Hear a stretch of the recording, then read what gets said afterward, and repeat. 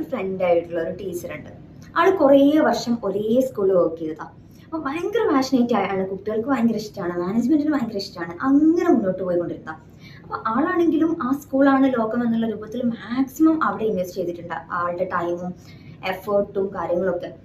അപ്പോൾ എനിക്കിങ്ങനെ പൊതുവെ ഈ ക്രിട്ടിസൈസ് ചെയ്യുന്ന ശീലം കുറച്ച് കൂടുതലായതുകൊണ്ട് ഞാൻ ഇങ്ങനെ എപ്പോഴും പറയും, നിങ്ങൾ ഈ ചെറിയ സാലറിക്ക് എന്തിനാ എവിടെ ഇങ്ങനെ നിൽക്കുന്നതെന്നല്ല ആ ഒരു സാധനം ഞാനിങ്ങനെ എപ്പോഴും പറഞ്ഞുകൊണ്ടിരിക്കുകയാണ്. അതിനൊരു വില ഉണ്ടായില്ല, ആയിക്കോട്ടെ. എന്നിട്ട് എന്തുണ്ടായി വെച്ചാൽ ലാസ്റ്റ് ഇപ്പം കഴിഞ്ഞ വർഷം എനിക്കൊരു ന്യൂസ് കിട്ടി. എന്താണെന്ന് വെച്ചാൽ ആൾക്ക് ഈ സ്കൂളിൽ നിന്ന് മാറേണ്ടി വന്നു. അപ്പം ഞാൻ അങ്ങനെ ചോദിച്ചു, നിങ്ങളോട് ഞാൻ എത്ര തവണ പറഞ്ഞിരുന്നു അവിടെ നിൽക്കണ്ട എന്നുള്ള കാര്യം. കാരണം ഇവർ നിങ്ങളെ യൂസ് ചെയ്യാന്നുള്ളത് നിങ്ങൾക്കാണ് മനസ്സിലാവാത്തത്. അത് എത്ര തവണ പറയുമ്പം ഈ ആളെക്കാൾ ഒരു 10-20 വയസ്സിന് താഴെ ആയിരിക്കും ഞാൻ കുറേ പറഞ്ഞു കൊടുത്തിട്ടുണ്ട്.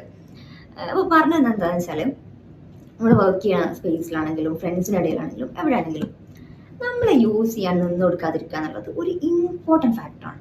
നമ്മളെ ആർക്കും തന്നെ യൂസ് ചെയ്യാൻ നിന്ന് കൊടുക്കാതിരിക്കുക. ഒരു വർക്ക് ആണെങ്കിൽ ഓക്കെ വർക്ക്, അല്ല വേറെ എന്തെങ്കിലും ഒരു കാര്യമാണെങ്കിൽ അത് ആ ഒരു മൂഡിൽ കാണാം. പലപ്പോഴും സത്യം പറഞ്ഞാൽ ഇത് ഞാനിങ്ങനെ പറയുമെങ്കിൽ പോലും എനിക്ക് എൻ്റെ കേസിൽ ഞാൻ കുറച്ചൊന്ന് അറ്റാച്ച്ഡ് ആയി പോയാൽ എനിക്ക് പിന്നെ ഈ പരിപാടി നടക്കില്ല കേട്ടോ.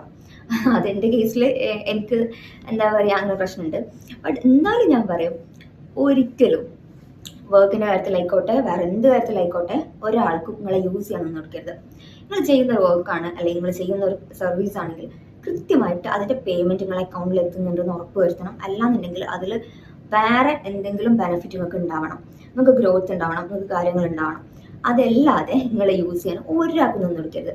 ഞാൻ ഈ പറഞ്ഞ ഈ ടീച്ചർ ഉണ്ടല്ലോ, ആള് ശരിക്ക് ആ നേരത്തെ പറഞ്ഞ സ്കൂളിനെടുത്ത എഫേർട്ട് മൊത്തം ആളുടെ പേഴ്സണൽ ബ്രാൻഡിങ്ങിലും അതേ കഴിവ് വെച്ചിട്ട് കുട്ടികളെ പഠിപ്പിക്കാനും അല്ലെങ്കിൽ പുറത്ത് കുട്ടികളിലേക്ക് എത്താനൊക്കെ ശ്രമിച്ചിരുന്നെങ്കിൽ ഇന്ന് ഇന്ത്യയിൽ തന്നെ ഒരു വൺ ഓഫ് ദ ബെസ്റ്റ് ടീച്ചറായിട്ട് മാറുമായിരുന്നു. അല്ലെങ്കിൽ അത്രയും പൊട്ടൻഷ്യൽ ഉള്ള ആളായിരുന്നു, ബട്ട് യൂസ് ചെയ്തില്ല.